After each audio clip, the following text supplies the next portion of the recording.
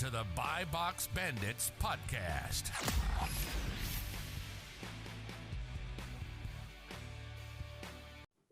What's going on, everyone? Welcome back to the Buy Box Bandits podcast. Today we have one of the infamous Twitter personalities. We have Soros from Arbitrage Ops, who's full-time OA retail arbitrage, working on getting some wholesale, he said, and did about 8.5 million, I think he said, last year. So incredible volume. We're excited to learn all about that. And we want to say we recently hit 1,000 subscribers on YouTube, and we'll be giving away some merch. Danny's not wearing his shirt because he lost it, but we'll have some new merch. But we're giving away Buy Box Bandits merch. We're announcing that soon, so please comment on the YouTube video for an extra entry if you guys are interested in that. But yeah, Soros, thanks for being with us. Really happy to be here. Thanks for having me on. Absolutely. So take us back to the start and how you got into Amazon and everything before the soon-to-be tens of millions of sales you've done. Man, take it all the way back. It's only been a little bit over 2 years, but it feels like it's been a lifetime because it's so different now. I have like 25 employees. It was just me with a phone scanner, like just with a new mentor I didn't really know, just keeping the faith that this thing. And I'm super excited. My mentor and I had a falling out, and we actually just reconnected, and he's going to come back and talk to my whole team on Monday. Very excited about that. But yeah, I started, my wife introduced me to an Amazon mentor. I was a full-time trader, wasn't doing, doing so, but I had a baby and I was like, I got to get serious. And this mentor, just within a couple minutes of his like initial pitch, I could just tell like he was professional, and he had an operation going, and he was someone I needed to listen to. And really, his teaching wasn't so much tactics. I mean, this is one of his mantras. It was Amazon is 80% mindset, 20% mechanics. And it was constantly repeated to me. And, take it with a grain of salt. I'm like, I'm not really sure, but I'm just going to go all in here. And he would have me going to the stores with the phone scanner, checking for restricted products, like going through entire stores. He wouldn't tell me what to look for. And he's like, Soros, right now you have more money than opportunity. In a few months, there's going to be more opportunity than money. And I'm like, all right, let's just keep it going. And I'd go to the store, I'd spend all day, wouldn't find anything. He'd say, just only focus on the yes. You're one step closer to like finding a product that's going to work. And I'd go to Marshall's and find a spatula and be like, all right, I make $3 on this. How does this become a business? But then you keep hammering away and you keep seeing more and more. You see more and more products show up that you can make money on Amazon. And something happens where you're like, it does hit that day where you're like, holy shit, you can drop me into a store and I can find thousands of dollars worth of things that can flip. And that veil that gets lifted when you finally realize that arbitrage is not something that like big companies figured out. Like, that's kind of what I always thought, like, how could this be possible? It's something that is ever present. Like arbitrage, the ability to find an inefficiency in the market where something is being sold for less is always going to exist. We always have this same problem in business. You could look at my store. There would be 20% of my products make tons of money, and then 60% make pretty good money. And then I have this final 10 to 20% that I don't have the time, the energy, the resources to dedicate to like making the pennies that these products can make. I got to get rid of them. And someone has that time, someone has that resources, and someone can look at my store and say, this guy didn't price these right, and they could buy them off my store. So I'm meandering a little bit, but basically this idea that there is endless opportunity, endless arbitrage, and then seeing the repetitions, scanning, and then finding wins snowballed into like, holy crap, Amazon and business in general, it's just lifting the veil and there's all this opportunity. What was the time frame from when like you started with the mentor to when you say like kind of the veil got lifted, or when you had your first like major mindset shift? That's a good question. I believe it was 2019 September I started with him. So I went through a couple months. My first sale was like the last day of November 2019. So a couple months in. The guys I know starting Amazon are getting sales way faster than that. I don't know why it took me so long. I would say around January, February. So maybe 4 to 6 months. Yeah, 4 to 6 months is always my sweet spot for like when somebody starts working with me, when you start hitting a little confidence. And when I really started realizing, I'm like, this stuff works. And it started getting exponential fast. I mean, he said, you want to buy a wide variety of products. You want to get your hands dirty. You want to sell or not sell. So you keep looking and keep learning, but don't blow your load. Don't spend too much money. But then once you kind of like see the numbers and see that they're working, I was not afraid at all to just start maxing out credit cards and just buying inventory like crazy around January, February. Yeah, I think me, Miles, and Garrett, who's not here, we all kind of had that moment where we were like, all right, we're gonna go full in on it. And we just no fear started like going pretty damn near maxing credit cards or the Amex cards. And I think it was like you said, trust, right? So Danny and I did Amazon a little bit in 2019 and 2020, but nothing serious. We started again in February and March of last year. And then within literally like 4 to 6 months, we each started hitting like 100K revenue months. And it was literally that exact time frame. Like June was yours, Danny, I think, and then August was mine. And that right about hits that timeline of once you start really seeing that compounding with not only the money that you're moving through, but also the knowledge and the product catalog, you know? Like, are you dealing with a lot of SKUs that you're able to replenish, or are you mostly dealing with one-offs? I push that really we're always looking for a fresh buy. We do replenish our inventory, but we are constantly looking at the market as it is today. So like you want your company and your buyers to know like good things that sell. You want them to easily go back and check those stores, but I'm always looking for a fresh buy. It's like retail arbitrage in the beginning, like we're going back to the store. I thought that was the game, replenishment, but I don't feel like that's the game. I feel like the game is developing your buying skill, getting better and better at reading Keepa charts, and just repeating that over and over again. So fresh buys would be the majority of my inventory. And so you said you were full-time, was it day trading? Yeah, I traded crypto from probably 2017 to 2019. Were you working like a typical 9 to 5 before that? Way before, like I'm 34 now. When I was 25, it was my third year like in a corporate office that I started traveling. I worked for like, I did the Tim Ferriss thing, got out of the office and worked from home. And then like, I was down to like a few hours a week working for an accounting firm and making a full-time salary living in Miami. That's what our partner does that too currently for a big company. Yeah. But dude, like I'm telling you, just one phone call that I had to make, like one client that was annoying was enough to like be in my mind that like, I'm not an entrepreneur. I'm not jumping all the way in. Like I'm still a corporate worker. I don't care if I'm doing it 4 hours a week. For me, I had to take a full leap. And that started out as crypto trading. And that got me fully out of the corporate thing. And I had ventures here and there, but Amazon is where I really started building a business. What was the kind of reaction from like your friends and family when I guess it'd be similar going from like the 9 to 5 to Amazon to the crypto trading. So what was kind of the reactions you were getting from friends and family when you said, I'm leaving my job to do crypto or switching to Amazon? I mean, first of all, I started traveling and didn't tell most people. I didn't tell my parents. Like I was like in East Asia and Southeast Asia, and like a couple months in, I'm like, oh yeah, by the way, I'm out here.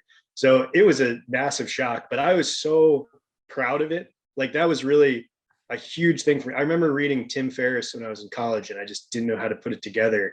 And he was just, 4-hour work week. I don't know if you guys have read that book, but he's just so ahead of its time. That was in like 2008 or something that it was published. Yeah, that really lit a fire in me, and I felt like I was implementing it a little bit. So no amount of, I knew whatever friends and family thought and all the fears, like my pride that I was doing this, like really outweighed it. I felt very cool with what I was doing. So you mentioned having buyers for you, and that is something that my brain can't quite wrap around. I know big operations do it, but how do you train someone to source for you? That's really interesting. I mean, when you hire your first person, whether they're retail or online, like what you just learned in 4 to 6 months, that's not rocket science. You just immersed in the information and you put pieces together and your brain got better at it and you see deals. And you could boil that down to a one-pager to get somebody started thinking just like you, and just let them get reps and freaking spend tons of time with them and get them thinking exactly like you. So when you hire your first employee, if you're in the store or you're probably online, Like source all day and have this dude shadow you all day, and then have him source and freaking give feedback, constant feedback. You didn't like invent something for NASA. You literally learned how to find cheap shit. You can train somebody to do that too, and you can review them instead of you constantly searching.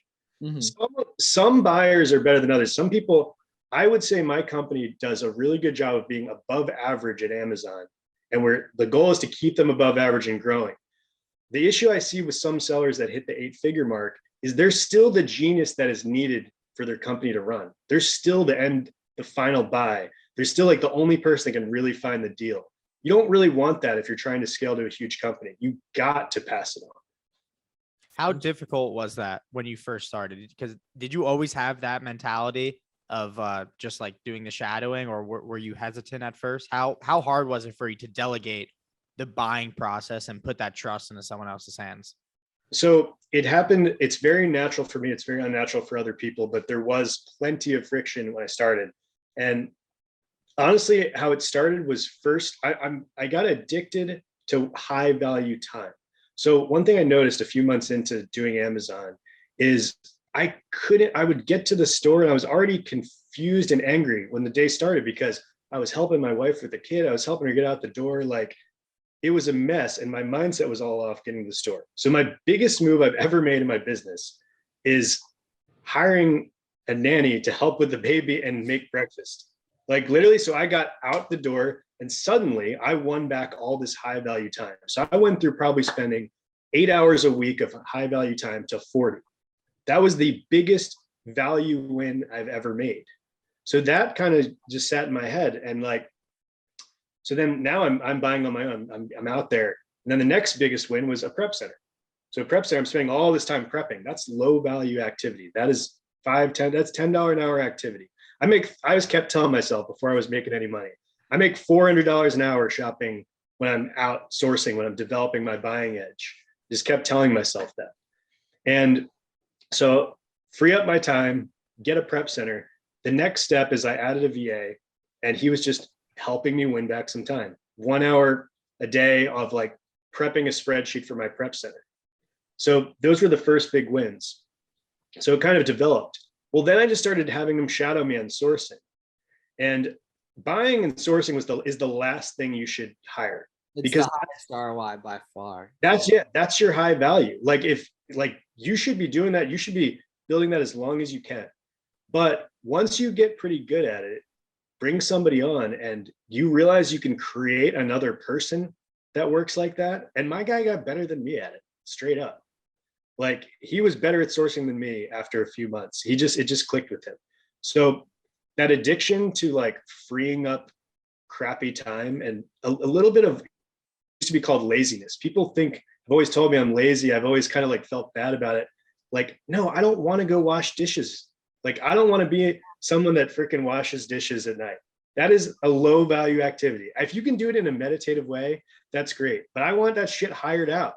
Like, if I could be using that hour making $400 an hour, I want that ability to do it. And even if I'm not going to use that specific hour, that hour of rest, that hour of recovery is golden. You shouldn't be stressing when you could be recovering or doing your highest value activity.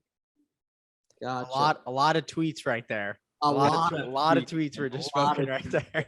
That was really cool. I like the prepping is $10 activity. That was funny. It's true though. Yeah, It's very true. I remember prep, man, all day just sitting at home, like trying to have family members help me out. Like, it was a disaster. Yeah. So you're all prep center stuff now, no in-house? All prep center. I don't have my own warehouse. I've considered it, but I actually know some really smart big sellers that are they had their own warehouse and they're trying to get. So like it's another thing I don't do. Is my primary goal. My primary value is finding cheap shit. It's not managing low value labor. If I can get a huge low value, what's the word? Yeah, just like low hourly rate labor. That's a hard business. Managing people that make small amounts of money. Like, how do you manage that? If you really like that part of your business, well, shit, you can build a prep center. You can make all kinds of money from that. But I don't like managing low level labor. I like trying to find like as much products as possible. Mm-hmm. Okay, cool. So in terms of tactical stuff on how you're going out and finding items, on the OA side, are you guys tactical arbitraging, a lot of manual, reverse sourcing? What else going on there?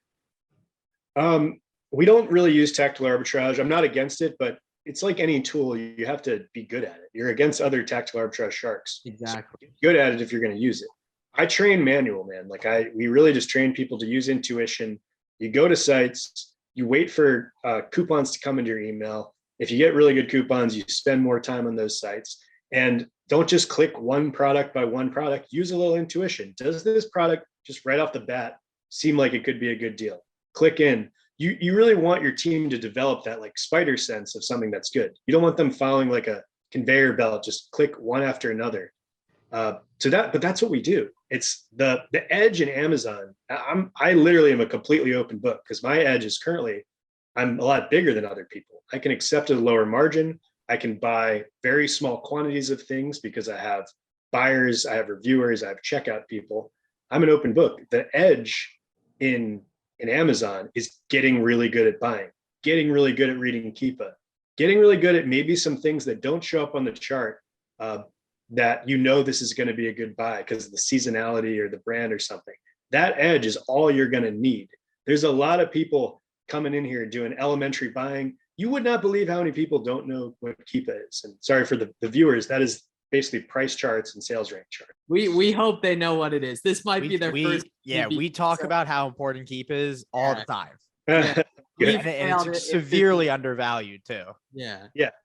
Dude, I know wholesalers that do 3 wholesale friends that they're like, Soros, what's Keepa? I'm like, what the hell? How have you guys made it this far? That's crazy. Yeah, we have a friend who's like an awesome full-time guy, and he didn't even know what it was till last year. And he's like great and successful and everything. Believe it, you don't need it, but that is a way to build an edge. Like buying, your edge is from your buying. Are you better at buying than other people? And Keepa is one way to do it. Mm-hmm.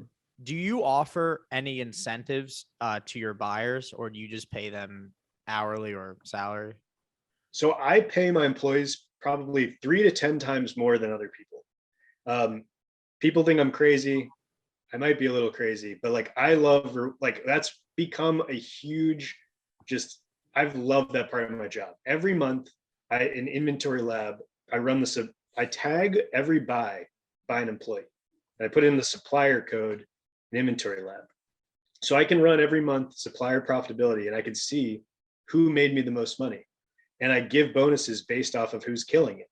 And I basically like to tell my staff, I pay staff like 30% of all net profit back to employees. So everyone is on commission in my company. Mm-hmm. There's people come in at $4 an hour, and within 2-3 months, they're making $20 an hour. And my CEO is making $50 an hour. So I really like to reward the rock stars. And if people aren't growing, if people aren't like improving their leads, they're going to stay at their lower rate. And I'm in an interesting predicament now with 25 people that I'm realizing not everyone is motivated by money though. A lot of the rock stars are motivated by money. So you can get some killer people that just go after it because of that. But then I'd say 70% of the company, yeah, they like it, but life isn't a scoreboard of money. Like the most miserable people in the world are stockbrokers, like because their happiness is just tied to this number. And I'm learning that now. I got to create culture. I got to play video games with my team. I got to give prizes. I got to have like meetups, stuff like that. So that's what I've been working on lately. Sweet. I think you mentioned it. How big is your company right now? So I don't even know half the time, but I'm pretty sure I'm around 25 employees between Arbitrage Ops and my company. I also have a couple other sister Amazon stores, I call them, like satellite stores, that they pay me a royalty. Between all the employees I've hired, it's 37. Wow. That's incredible. In 2 years too. You know what I mean? And how many of those are domestic versus VAs? Domestic, I have like 3 domestic employees. It's just okay. So those guys are eating overseas at $20 an hour. They're eating. Yeah, dude. So that's the thing. Like, dude, they come in, just true it up to our numbers. They come in making like 40 grand a year. And in 2 months, you could be making like 250K a year. Think about the fire that lights in somebody.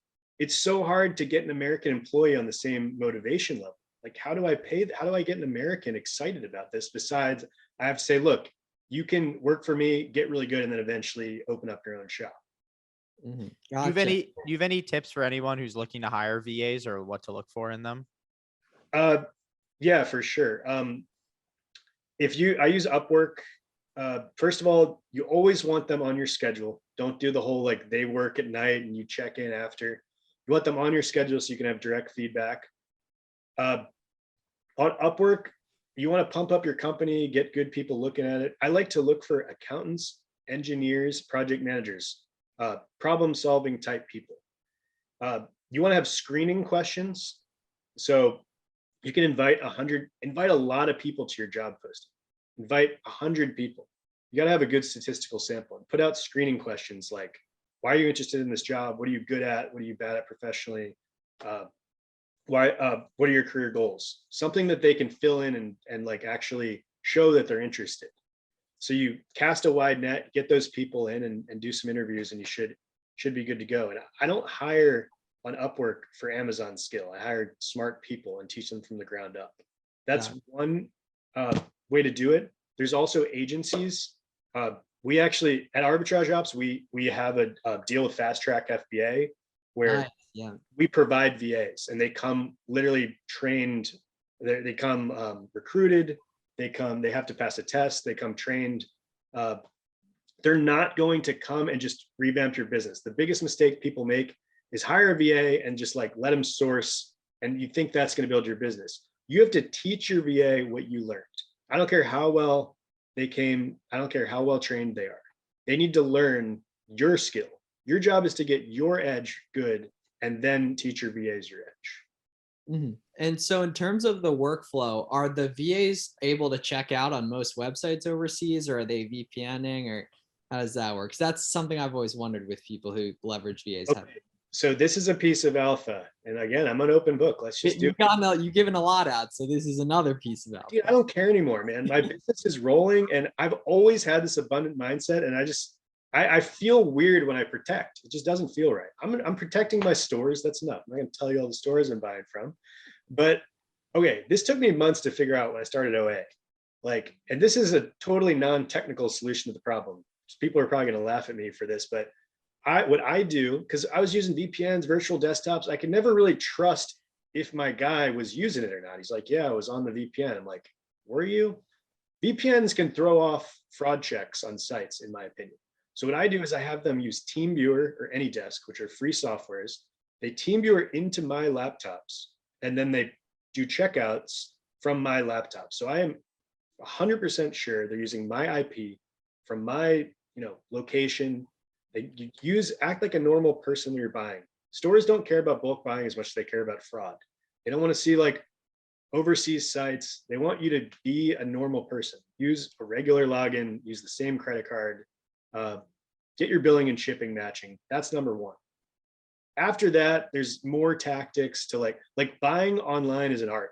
Like you have to not give up and figure out like what is going to get you through checkout. But from my experience, it's acting like a normal person. It's not acting like not getting all, jigging addresses and VPNs here and there. That's not what you need to do. Mm-hmm. Yeah. So do you deal with just an insane volume of order cancels, or like, do you guys work? I'm sure you work around it, but I'm sure it's terrible. It's terrible. That's one of my biggest problem right now, trying to reconcile what the hell happened last year. I grew so fast.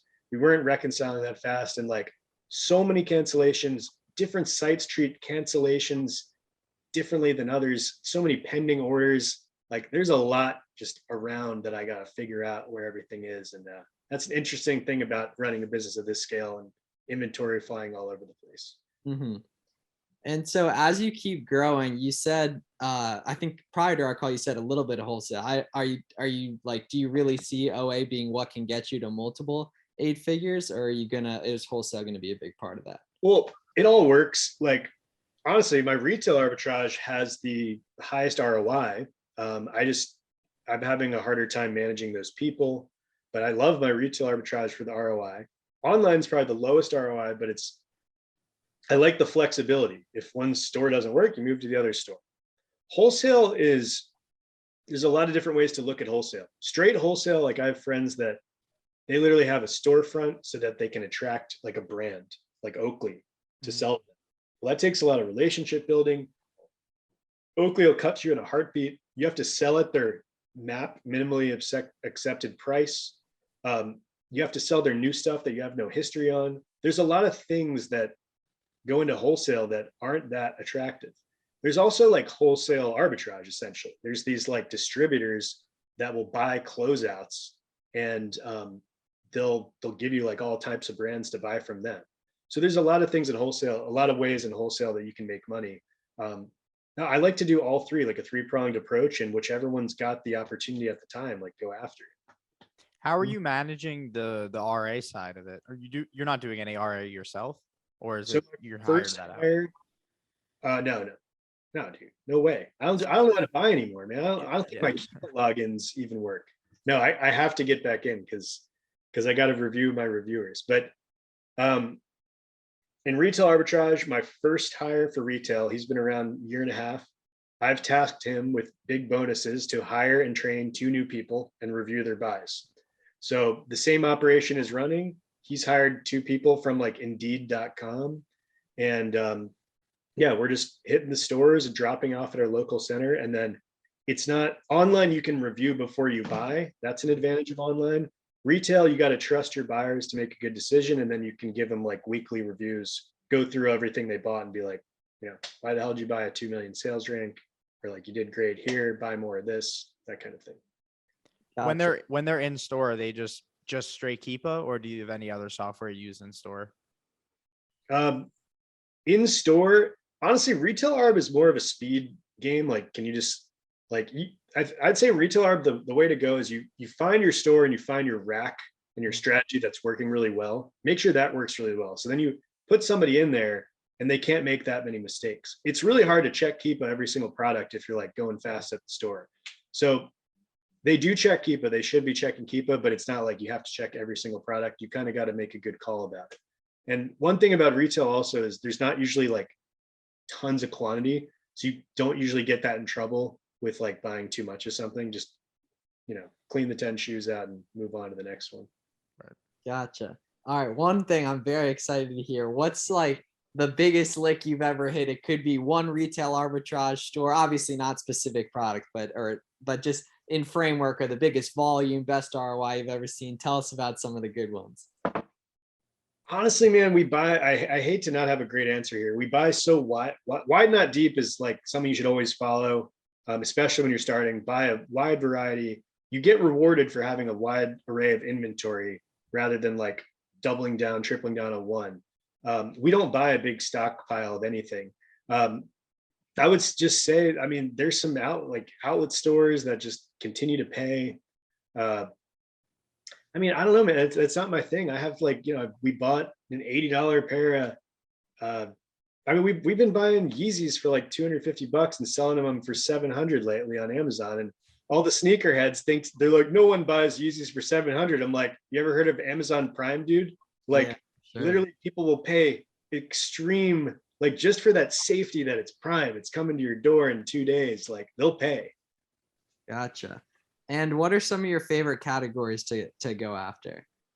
I'm all shoes and apparel, but that's just because I happen to start that way. Like, I would say if you're starting up, like go with your gut on something you don't. I didn't like shopping, but I didn't mind being in shoe stores. I didn't like being in the kitchen section of Marshalls as much as shoe stores. So I'm doing shoes, but electronics are massive. Like we're just not that good at it yet. I would say once you pick a niche though, double, triple down on that niche, like get really good at that niche. I think I get a little bit of an edge because we understand variation buying in shoes. Gotcha. Do you have any really big losses that stick out in your mind, or any really big hardships throughout this? Sure, there's been plenty of losses. I mean, recently we started buying like old Kai sandals, and like knowing that the brand is selling on Amazon, and we got hit with like 150 IP complaints. And that was a matter of getting the brand on the phone and being like, when you get IP complaints, you get brands coming after you. My advice, it's like the agents, I don't know, I'm thinking the agents in the Matrix, like you turn and you run. Like, do not fight them. Do not like try to win. Some people try to do this, but like go to the blue ocean. Like call the brand and be like, I'm so sorry, I won't sell it again. Please take off this. Like I'll go after a bunch of brands for you and tell them to stop selling it. So we had to remove a lot of inventory. They were selling great. That risk reward was worth it though. There were other people selling that brand and I thought it was worth it, but we had to remove it all, send it back. I mean, I remember just from my beginning, when I first started, like my first big buy was Cabbage Patch Kids at Costco. And they were like a 5,000 sales rank, looking great. I was going to hold them to Christmas to like get the price to go up. And supply just flooded in. So like, it was just like a battle of like, who could get out first. And you didn't want to make it to February holding a bunch of toys. So I ended up losing a little bit on those, but I thought I was going to make a lot. Gotcha. And in terms of capital acquisition to scale this operation so quickly, talk to us through some of the stuff you've done to get the capital needed to buy good products. That's a great thing to talk about in Amazon, because Amazon, in the end, in my opinion, it's a capital business. You got to have inventory to make money. This isn't the type of business, except for pool season 2 summers ago, where you could just flip and just compound your own inventory. You can do that. But the way I look at Amazon is like, if you have a profitable business, you should be looking for financing. If you can prove that like you are making money on this, you should inject a little capital. I don't want to get people in trouble there, but the first thing, as you said, dude, maxing out credit cards, that literally carried me. That took me from like, 20, 30K risk to like, I had a lot of credit. So that's what I went with first. After a year and a half selling on Amazon, you're going to get lending opportunities from Amazon, not even a credit check. It'd be better for you to get a credit line from a bank, or even get like, just work a deal with a rich friend or family member. Like, look, you want a high interest loan? I'll pay you freaking 20%. Like, I think I can make 200% on this, rotating it throughout the year. I'll give you 20% for it. Some of that early on. So get a little creative. Don't think that everybody thinks capital is like a huge limitation, but money is looking to find its way to profitable things. If you may have some friends that want a little piece. I wouldn't give like a huge investing piece, but maybe attract some people with high interest loans if your credit isn't so good. Gotcha. Cool. So tell us about Arbitrage Ops and what you guys got going on with that. Yeah. When did that get started? So yeah, I appreciate you asking. That was around COVID. I had just hit my stride. I just started hitting those $100,000 months, and the stores all shut down, and I was all retail arbitrage. And Charles the ETH, he was a big crypto Twitter personality. He had me on his Crypto Entrepreneurs podcast. And dude, I was just so excited about all this stuff. Like, I was just like, I couldn't tell enough people around me about it, and nobody cared. Like, in my Nobody cared, dude. Nobody cares. It's crazy. Great, this guy's gonna fuck up. And I go on this podcast. We shot the shit. It went really well. And I didn't really know Charles well before that. And like, we're like, let's just make a Telegram group and funnel people from the podcast in. And it was an awesome Telegram group, and we made it free Discord, and we had like 700 people in there. And we decided, we were like, look, we're going to make this paid. We're going to drop everything we're doing and start building this group up and getting like, giving you guys good information. And that was, almost 2 years ago. And we've since had like, I don't know, 15 people hit 7 figures from the very beginning. We have 8-figure sellers like that have just found us. And we build people from the ground up as Amazon sellers, but like the community, the money that I've made from memberships, like not even close to my Amazon store, and not even close to the value I've gotten from just like 8-figure sellers joining us and being like, hey, like, here's a couple tips. So our community has really, I think we are the best Amazon community around. I mean, there's plenty of communities, but obviously I'm going to be biased, but we really like what we have there. And yeah, we're trying to build it even further, being able to bring somebody from zero. We're trying to get where we really have a lot of crypto Twitter X people. We're trying to be more attractive to like soccer moms and like regular people trying to make money in this, because we want the people that like have a little bit of business acumen and a little bit of drive to take advantage of Amazon. Does it get hectic in the group with a lot of the ex crypto people? Because I know some of them. So that's the beauty of the group. The beauty of the group is we have taken that type of personality, and that is not allowed in the group. There's That's no awesome. trading chat allowed. That's awesome. Not that we like purposely knocked that down, but in the beginning we probably did. Like from my very first teaching with my mentor and still today, there is almost no reason to be negative and vent. Like you should only be solution oriented, only be patting yourself on the back, only be encouraging your buddies. Like, it's like, I remember when I started, so many friends, and not a single friend of mine, they're good friends. Like they just give opinions. Like they're not giving you, all you need as a business owner is a pat on the back. Like you're doing a good job, keep it going. Mm-hmm. And that's kind of the attitude we try to foster there. And there are guys that vent and bitch, but there's people that come right back in and are like, look, here's the solution to this. Let's keep it going. Like you got this. Yeah, we talk about that a lot on the podcast, how important it is having a community around you, especially if you don't have like any immediate friends or family that do the same thing. Having like-minded people you could talk to every day is like probably the most important thing in this business.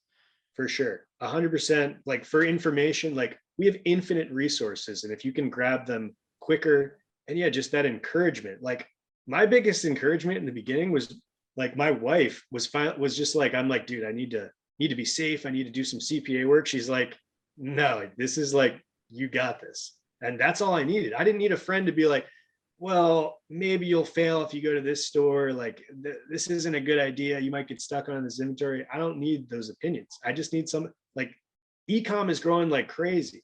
Arbitrage is not going away. I just need to get to work and put the pieces together. I don't need no opinions. That's another. I feel the same way. Serious storm of tweets there. Fantastic. One thing I'm curious about on the arbitrage side, have you ever dealt with being just absolutely like screwed off product inauthenticity complaints when they ask for invoices and all you have is receipts? Well, no, I only use receipts, man. What's hilarious is like I have some wholesale deals, and like I use the invoices, and Amazon doesn't accept them. And I'm like back and forth for like 3 months, and I can't get through on those. So receipts should work. You got to just yes, I'm always in this situation. Right now, we've got a bunch of these, and I thought I had my department like doing pretty well, but you have solutions. You got to be persistent as hell, keep getting creative, keep sending new ways to showcase this is legitimate. You're talking, some lawyer explained it to me. You're basically talking to someone that has a 7th grade education that has about 20 seconds of time. And you have to try to just break it down for them really quickly. Doesn't always work. And you just got to keep trying to break it down again. Then you have firms like Riverbend Consulting. They can give you some templates to help. And then there's also intellectual property lawyers that can help. And I don't have the silver bullet here, but you got it. This is account health. Defending your account is a big part of Amazon. It's lower value. It doesn't contribute to your bottom line, but you got to spend the time on it, and then hopefully hire someone that can like really stick with it and be persistent with your cases. We answer things right away, and we try to like right now, my account health has recently gotten into the yellow, and it's really annoying, but we'll be in the green soon. Yeah, it's probably just the unfortunate volume of stuff that's going through. Like last week, I had to submit over 100 receipts from one store for one ASIN, and it got overturned, but it was a pain. But it was a 2 hours that ended up working well. Yeah, so like that's the kind of thing that if you brought in a VA starting at $4 an hour, like they should have watched you do that, and that shouldn't be you doing that. Dude, I'm helping with it right now, and it's annoying me that I didn't fully train it out. But that's something that's not your high value time, but it has to be. That's a tough one. It has to be done. Mm-hmm. Yeah, and it's important too for anyone listening. You need to act on anything account health right away. Yes, because if you let it sit, that's when things get really, really bad. They value the quick responses too. From what I think they do as well. I think you get points for it. Absolutely. We try to respond like immediately. I don't care if they're just going to reject it. Yeah. I used to, I had a couple invoices I had to submit, but I had like multiple ASINs on one invoice. So I would just highlight on the computer, on the PDF, I would highlight the one that they're supposed to be looking at. And when I didn't do that, it didn't work. But when I highlighted it, immediately it worked right away. You really have to like show the person what they need to look at, because you're right, they have a 7th grade education, they have like 20 seconds to look at it. That's another art, man. You got to get good at exactly what you did. Highlight it, do it, circle it, print it out, circle it. It's And ridiculous. like right on the thing, like this is the one. Like look right here. Yeah. That's funny. Gotcha. Yeah. So for the Buy Box Bandit listener who still hasn't gone ahead and got started or gotten their first sale, what's your best advice in terms of action plan to go ahead and do that and then build on it? You still haven't gotten your first sale. Well, you got to get your Seller Central up and running. That takes a little bit of time, but Yeah. once you do that, I would hit a store. So are they typically online or retail? So we preach online, but RA just to get a feel for stuff. I typically like to recommend. Either way, the advice is the same. I would say get a list of brands you can sell. And one way you can do that is you can, if you're retail, you can just walk into a store and just like look for the brands that are there and just start plugging them in to add a product and see what's restricted and what's unrestricted. Online, you can do the same thing. Go to like a big site like Marshall's or whatever, plug in 100 brands to add a product. And you can also apply to sell. Some brands will randomly approve. Get a big list of brands that you can sell. And that way you can focus. So then next time you go into the store or when you start sourcing, just look at those brands. Just look at a few brands. Don't like sit there and trying to check restriction every single time. That can really like stifle you when you start out. But yeah, like don't be afraid to buy a little bit. Know that you're going to lose a little bit of money, or it's all for like everything that you buy, even if you lose money on it, is like a massive value to you. It's $400 an hour, like in 3 months. So you want to go wide, not deep. If you find that freaking spatula at Marshall's that makes you $3 and you're like, how am I ever going to make a business out of this? Just buy it anyway. Because, down the road, you got all these employees. They're going to go to the 10 Marshalls in your area and pick up 20 spatulas that make $3. That's $60 in profit in addition to the products they pick up. Gotcha. Yep. And like just with any business in general, what you do week 1 is completely different than what you should be doing in month 6 or month 3. And you have to understand that you're going to have to create that first shipment and look like an idiot clicking around Seller Central. It's going to be confusing at the start, but it gets to a point where you know how to do all that. And then the only variable is finding more profitable stuff. Absolutely. You got to do the prep. Like, so I'm saying, I'm talking a lot high level where you eventually got to hire this. You got to learn it all first, because how are you ever going to train somebody and know what to review if you didn't like eat the shit first and do it all? So yeah, I remember it took me a week to do my first prep. I had no idea what I was doing. Like, you just got to put in that time and have a little faith that this is a cycle and it's going to open up your eyes, and eventually like you're going to get confident and you're going to hit the next levels. Where do you see yourself and your businesses in like 5 years, 10 years? So I don't do a good job thinking too far ahead right now. Or any goals for the future? Maybe not where you. Yeah, I love that question. I don't think Amazon is the end be all end all. I think Amazon, that business, there's opportunity everywhere. So I think there will be another business for me outside of Amazon. It could be into Walmart third party. Right now the money's in Amazon, but it could be other types of inventory, then eventually some other business. But over the next few years, especially this year, like I'm trying to build like a place that people love coming to work.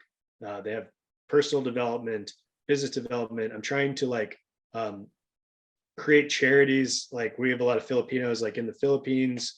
I'm trying to build like a really cool place to work. We just rebranded from like my last name to Fire Tiger as my internal company name. And I think I just had a good call with just a kick-ass entrepreneur named Tom, who runs Fast Track FBA. And he's like, with visions, don't think about achievements and your goals as much. It's like, think about what you want your day-to-day life to be. So, if you get really successful at Amazon, you're going to make plenty of money. You make more than you need. The next step is, how do you want your life to look? So I got to have a long, hard think about like, what is my day-to-day like, what do I want it to look like? And I know one thing that I love about my job and what I always want to have in my job is, honestly, I love talking about it. I don't mind coming on podcasts, but I really like the mentoring aspect of my actual team. Like the guys that are working for me and I'm building them up. I love seeing people hit the next gear. So wherever my businesses go, I want to make sure that I have given the lower value activities and I have delegated enough where I have the time to come in and mentor, to come in and like bring people up, goal set with people, like get people. I love seeing my first online employee, John, go from like a technical spreadsheet guy, not knowing, like very soft spoken, to leading 25 people. He's the CEO. Like seeing him hit those next levels that he didn't even know he had in him has been like one of the most rewarding things. So something related to that. All right, That's awesome. amazing. Yeah, well, thanks. And you're Really cool. single-handedly changing a lot of these people's lives, I'm assuming, that live in like the Philippines. I never went in thinking that. Everybody goes in, I want to just make some money, but it's going to become something greater if you want to succeed and if you want to be happy. And that's, I think when you're starting out, that seems like that's just too much to think about. I just want to make enough money to pay the bills. I went in thinking that. I'm like, I want to make like 100K, man, like doing something outside of corporate. And you don't have to think that far ahead, but it will come. Like if you have employees, like they're going to like rely on you and you're going to be able to, help them out. It's awesome. All right, fantastic. Well, yeah, where can everyone find you on social media and the group? I'm Trader Soros on Twitter. I'm more posting in Arbitrage Ops. I just posted a thread about some of this stuff. So yeah, just the Twitter Arbitrage Ops. That's probably where you get most of our info. And I don't know if a plug's all right, but oh yeah, we'll have it all linked below as well. And you guys should really consider. A lot of people will, I think, after hearing this, definitely. It's money back because we ask a lot. We're asking someone to start a business. We're not like come in and get a couple quick flips, which you could, but it's not going to be for everybody. Someone's going to be like, it's not time to start this business right now. Like, I don't believe in doing this. People have done it, man. People are doing their day jobs and doing this, but I believe in going somewhat all in, or at least like putting a lot of time in it when you start it, because like you can build a business on this. Why not like see it through rather than like, if you're doing something a couple hours a week here and there, you're never going to get that immersion where you guys spent the 4 to 6 months and you hit that new pattern of thinking where you can see all these deals. You're not going to hit that spending a couple hours a week.